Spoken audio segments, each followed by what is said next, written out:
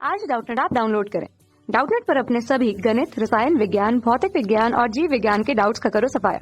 बस प्रश्न की फोटो खींचो, एक ही प्रश्न को क्रॉप करो और तुरंत वीडियो सोल्यूशन पाओ।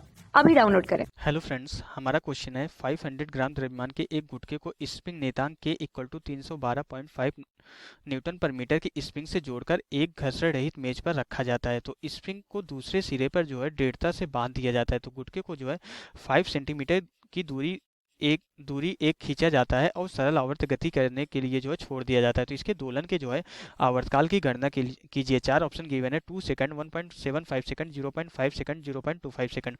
क्वेश्चन को हम यहाँ पे फिगर ड्रॉ करके देखते हैं।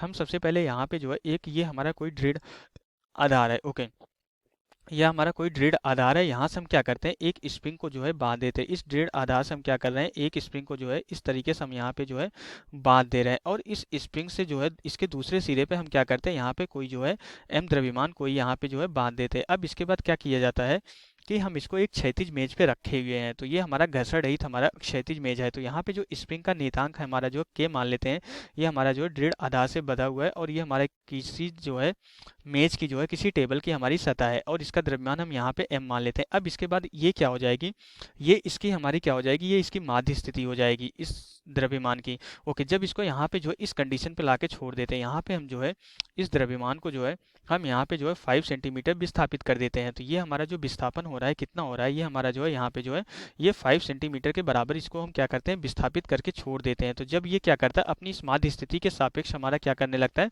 दोलन करने लगता है। ये दोलन हमारा क्यों कर रहा है, ये ऑसिलेशन दोलन क्यों करने लगता है, एक्चुअली क्या होता है कि जब हमने इसको 5 सेंटीमीटर दूरी तक विस्थापित करके यहाँ पे छोड़ा, तो अब क्या होगा कि स्प्रिंग हमारी तनेगी। तो स्प्रिंग के द्वारा हमारा इस ब्लॉक पे क्या किया जाता है, इस ब्लॉक पे हमारा जो एक प्रत्यानयन बल लगाया जाएगा। इस प्रत्यानयन बल की वजह से हमारा क्या होगा, हमारा इस डायरेक्शन में एक प्रत्यानयन बल लगेगा। इस प्रत्यानयन बल की वजह से हमारा क्या होता है, ये ब्लॉक जो है इस डायरेक्शन में हमारा जो इसकी माध्य स्थिति की तरफ आता है। तो जब यहाँ पे इस कंडीशन में आता है, जब स्प्रिंग अपनी स्वाभाविक लंबाई में आ जाती है, तो अब प्रत्यानयन बल तो हमारा शून्य हो जाता है। लेकिन इस द्रव्यमान के पास इतनी गतिज ऊर्जा होती है कि इसके इस माध्य स्थिति को पार करके इस कंडीशन पे आ जाता है, यहाँ पे आ जाता है। और जब ब्लॉक यहाँ पे आ जाता है तो स्प्रिंग हमारी संपीड़ित हो जाती है। तब हमारा जो है इसके जस्ट अपोजिट डायरेक्शन में हमारा फोर्स लगना स्टार्ट हो जाता है।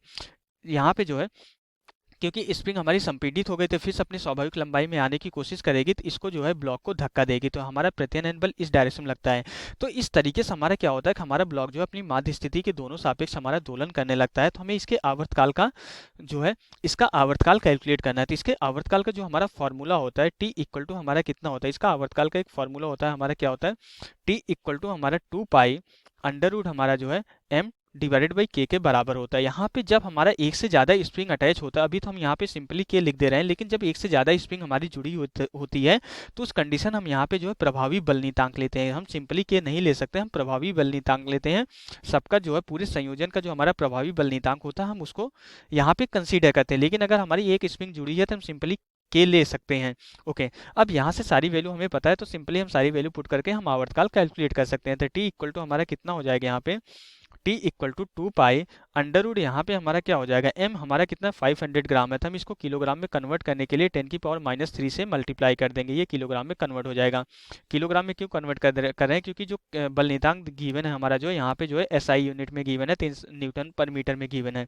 तो यहाँ पे ये के की वैल्यू अगर हम यहाँ पे पुट करें तो हमारा कितना हो जाएगा, 312.5 जो है न्यूटन पर मीटर के बराबर हो जाएगा।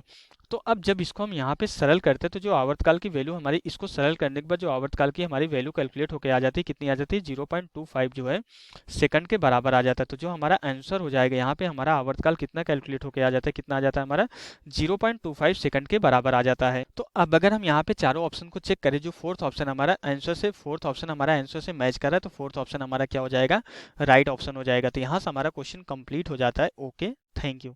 कक्षा 6 से 12वीं से लेकर नीट, IIT, JEE वो एडवांस के लेवल तक 1 करोड़ से ज्यादा छात्रों का भरोसा। आज ही डाउनलोड करें डाउटनेट ऐप या व्हाट्सएप करें अपने सारे डाउट्स 8400 400 400 पर।